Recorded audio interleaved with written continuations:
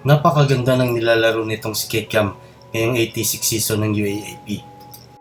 MVP mode nga ito ngayon. Nag-average nga siya ng almost double-double ng 16.9 points, 9.6 rebounds at 5.1 assists. Himayin natin mga tiyong ang kanyang opensa. Unahin na natin ang kanyang court vision. Dito sa play na to ay makikita natin ang connection na itong si Kikiam at ni Nelly nakakabalik lang daw kay Kitty. Isang eye-to-eye contact lang ay alam na nila ang play na gagawin nila. Nag-backdoor cut nga itong si Nelly at matulis na pasa naman ang binigay na itong ni Kembao. Tingnan naman natin dito kung paano nakapag-bullet pass itong si Kembao. Dahil nga mas mataas ikaw kaysa sa bumabantay sa kanya at di pa nakataas ang mga kamay nito ay talagang bukas na bukas ang passing lane. Kasi namantala naman niya para sa isang magandang bullet pass. Dito naman ay makikita natin na may dalawang nakaputi ang nakaabang na sa kanya. Basang-basa niya na rin na nauna na yung kanyang kakampi at naiwan na nga rin itong import ng UP. Kaya isang love pass naman ang kanyang ginawa.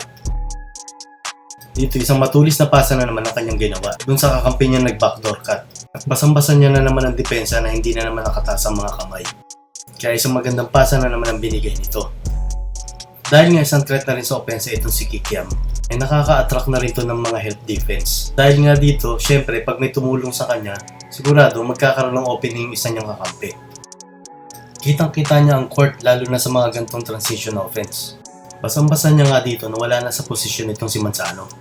At padive na nga rin to the basket itong athletic na si Phillips. At isang magandang alley-oop pass nga ang binigay nito para sa isang alley-oop dunk.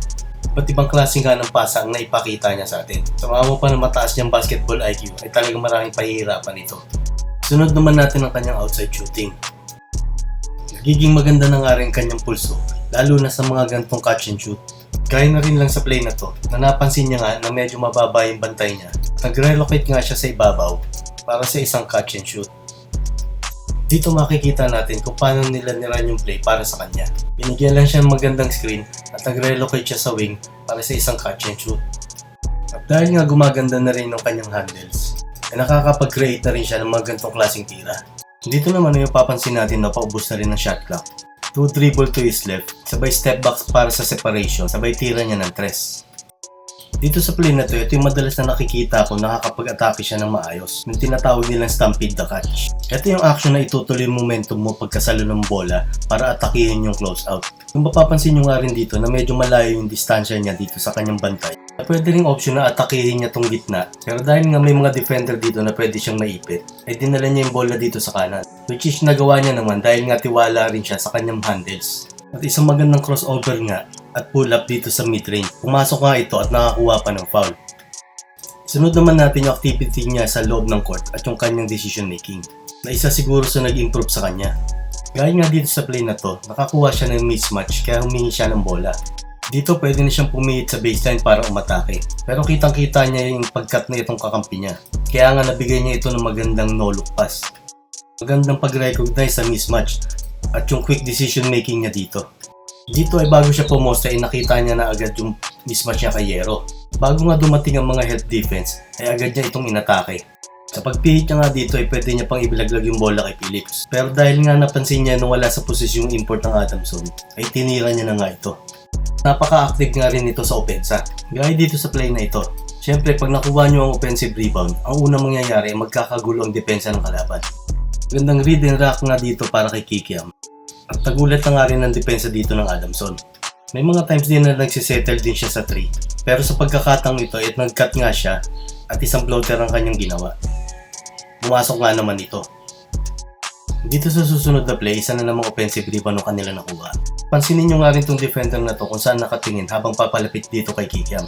Paglapit niya nga dito, sabay cut naman ni Kikiam at isang dakdak ang kanyang ginawa. Napakasipag din talaga na itong kumat. Kaya nakakascore din to kahit hindi niya masyadong hawak ang bola dahil sa mga ganitong activity niya. Isa rin maganda sa kanya ay napaka-active niya sa mga ganitong klaseng sitwasyon. Halos mauna lagi sa transition. Ganitong mga hustle play ay talaga matutuwa kahit sinong coach dito. Put back 2 galing sa offensive rebound. Dito sa play na to, ilang big man lang nakakagawa nito sa Pilipinas. Parang si Japet lang ata nakita kong gumagawa ng ganitong fake handoff sabay atake sa basket. Pang veteranong galawan nga yung mga ganyan. Sa NBA parang mga Draymond Green. Pansin ko rin na napakalakas niya pag umatake siya dito sa kanyang kanan. Nakakapagbigay siya ng malakas na puwersa.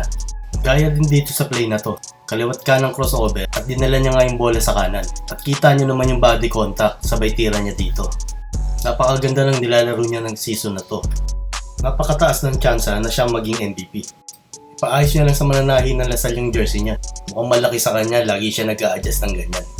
Napakataas ng ceiling para sa batang ito. Samahan mo pa ng sipag at yung skills niya. Malamang makukuha sa Japan ito.